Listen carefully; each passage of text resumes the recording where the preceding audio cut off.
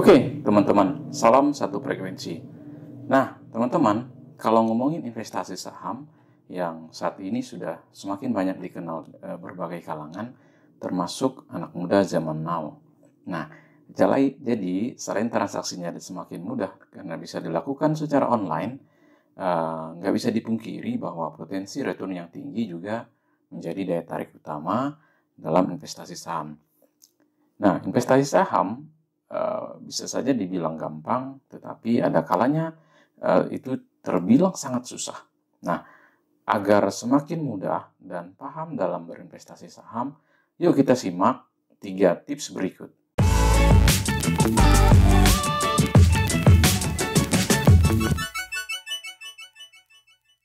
Yang pertama, jangan masukkan semua telur dalam satu keranjang. Nah, ini maksudnya apa nih? Nah, jadi meletakkan telur dalam satu keranjang yang sama akan menyebabkan semuanya pecah jika keranjang itu terjatuh. Ini analogi yang sangat sederhana ketika kita berinvestasi di sebuah saham. Jadi prinsipnya jangan masukkan semua uang Anda pada satu atau dua saham. Karena jika terjadi pergolakan pada suatu saham atau pada indeks, maka nilai dari investasi Anda akan sangat terjun bebas. Nah, oleh karena itu, alokasikan dana Anda di beberapa investasi. Lakukan diversifikasi untuk melindungi aset Anda. Jadi bayangkan jika investasi Anda sedang turun, maka setidaknya Anda masih punya investasi lain yang positif. Nah, jika Anda butuh uang, maka Anda bisa mencairkan investasi tersebut. Karena tentu saja memberikan imbal hasil yang tentunya positif. Nah, dengan diversifikasi, sebenarnya Anda bisa saja mengoptimalkan keuntungan dan meminimalisir risiko pasar. Nah, diversifikasi ini sebenarnya teman-teman sangat berguna untuk menjaga stabilitas aset Anda. Nah, misalnya Anda dapat memilih 3 jenis saham di blue chip di sektor yang berbeda. Misalnya perbankan, konsumsi, serta energi. Nah, ketika suku bunga berpengaruh terhadap pergerakan saham bank, maka Anda bisa bernapas lega karena saham konsumsi yang Anda miliki masih kategori aman. Kemudian tips yang kedua teman-teman, tanamkan komitmen dalam diri Anda. Nah, jadi perlu Anda ketahui bahwa investasi saham itu nggak melulu soal kemahiran, tetapi juga soal pentingnya menjaga semangat agar tetap konsisten dalam berinvestasi. Contoh, seperti kita menanam benih. Anda perlu rajin menyiram agar tanaman tersebut atau agar benih yang Anda tanam tadi dapat menumbuhkan tunas, lalu kemudian dapat menumbuhkan batang dan pada akhirnya berbuah. Nah, proses pertumbuhan yang terjadi tentu saja nggak instan dan nggak terjadi dalam semalam. Jadi itulah yang namanya proses, teman-teman.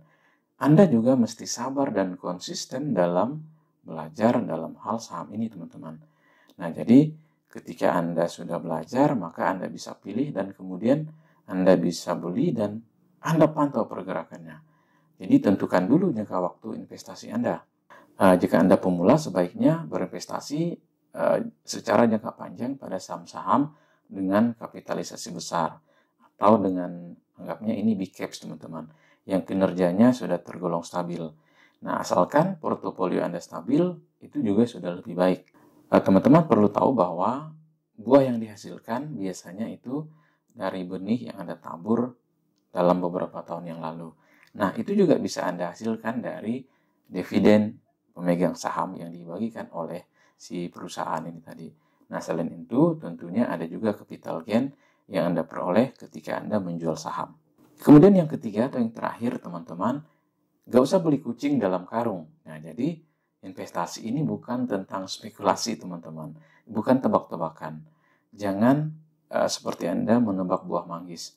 Nah, jadi ibaratnya Anda membangun bisnis, Anda wajib melakukan riset, kemudian apakah potensi bisnis tersebut akan berpeluang bagus di masa depan.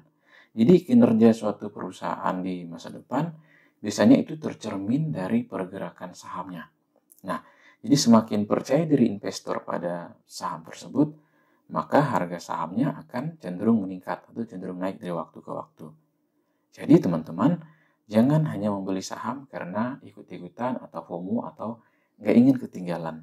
Jadi pelajari sepak terjang perusahaan atau aspek-aspek di dalam bisnis perusahaan dan tentunya kinerja keuangan selama beberapa tahun terakhir atau 5 tahun terakhir, teman-teman. Nah, jika pengelolaan perusahaan ini bagus, likuiditas sahamnya juga terjaga, Anda nggak perlu ragu untuk berinvestasi atau menginvestasikan jerih payah yang Anda hasilkan. Nah, Anda juga bisa lebih tenang. Nah, alangkah lebih baik, teman-teman, jika Anda membeli saham pada perusahaan yang sehat, yang nilai ekuitasnya itu lebih banyak dari nilai hutang. Dan Anda pun akan semakin yakin untuk berinvestasi dan memetik hasilnya di masa yang akan datang. Nah, teman-teman, jadi itulah tadi 3 tips dalam berinvestasi saham. Jadi, meskipun ketiga hal ini nggak bersifat mutlak, tapi paling tidak ketiga tips ini bisa bantu kamu supaya lebih konsisten dan semakin mahir dalam berinvestasi saham. So, ibarat pepatah mengatakan bahwa belajar sambil melakukan. Jadi, Anda bisa berinvestasi sambil belajar. Artinya, Anda sebelum terjun ke dunia investasi, maka Anda wajib belajar. Tetapi tidak hanya belajar terus-menerus, Anda juga harus praktek dalam berinvestasi. Sehingga ilmu yang Anda pelajari akan lebih bermanfaat. Oke teman-teman, saya Daniel dan sampai bertemu pada video berikutnya.